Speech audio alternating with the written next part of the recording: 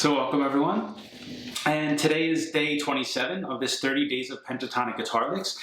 And these last few days, as I've said before, we're going to start to focus on some more really bluesy licks. So this is one that you'll probably hear a lot in a lot of blues songs, a lot of blues solos, especially old blues. So it starts in the first position of A minor pentatonic again. We're going to do it there. And it goes through the second position to the third position. So you're going to cover three positions. And it stays down on the third, second, and first string. So let's get right into it.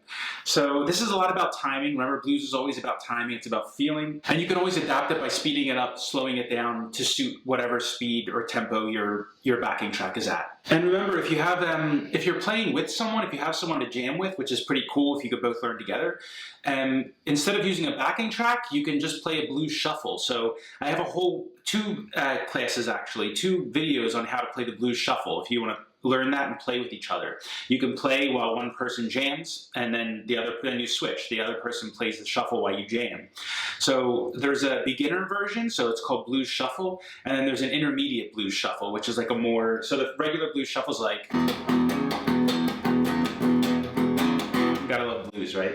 And the advanced one's more like,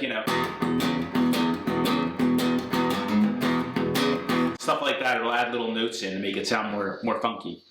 So anyway, you can check that out if you want to try that if you have someone you're playing with or practicing with. We're going to start with our third finger on the 7th fret of the 3rd string, and you're going to bend that up.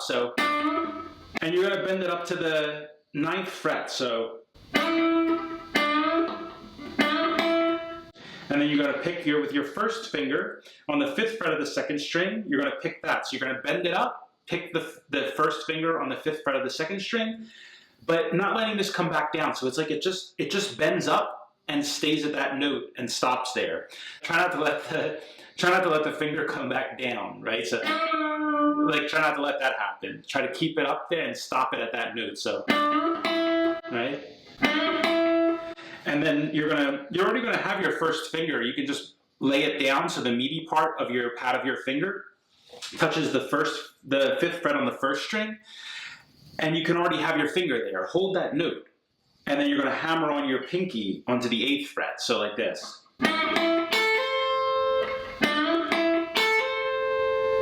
And then pull your pinky off and pick the 5th fret on the 1st string again. So that's the whole first part of the riff. So like that. Real slow.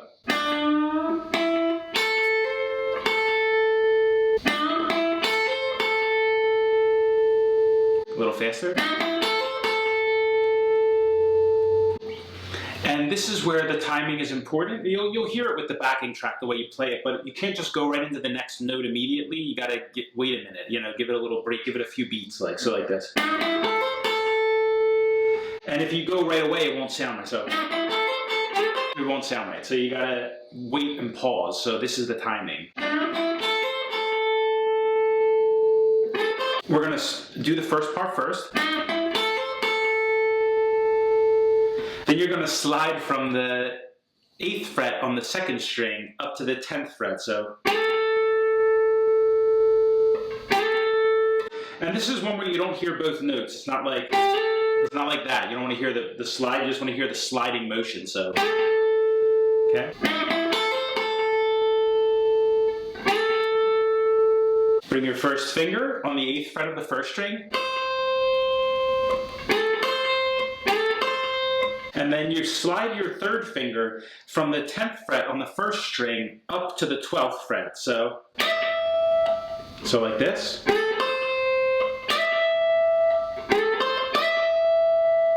That's the picking of the 12th fret. So,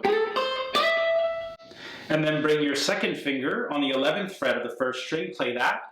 And then bring your first finger to the 10th fret on the 1st string, play that. So like this.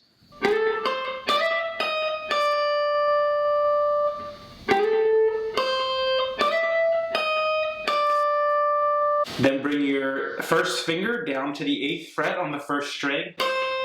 It's going to be a feeling bend. And this one you need the timing is important. So you hold this note a little bit longer. So. And then finish with your 3rd finger on the 10th fret of the 2nd string. And that's it. So second part slowly now.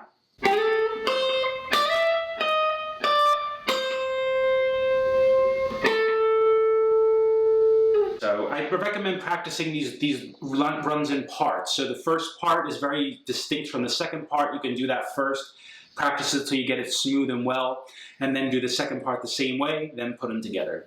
All right, guys. So when I play that super slow like that, by the way, just for your knowledge, I do that sometimes with stuff that I'm playing or learning, because especially when I'm learning stuff, because you really get to play it clean when you do that. I know it's like not enjoyable to do, but it really does get you. Like if you play this run like this, like,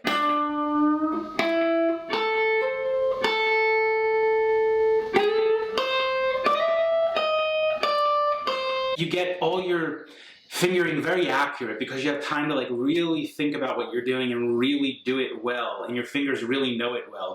Then when you do it faster, it sounds smoother, you know, and cleaner. And especially stuff like hammering on your pinky, that takes a lot of practice to get that accurate. And like first you need to get the strength in your pinky, right, to hit it hard enough to make it sound.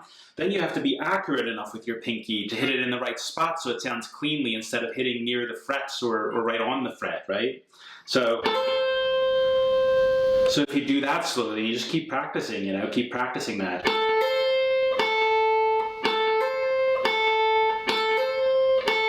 And I recommend doing that, you know.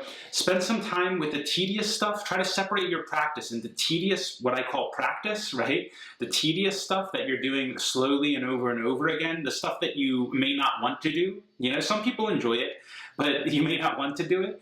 And then the stuff that you enjoy doing, you know, like,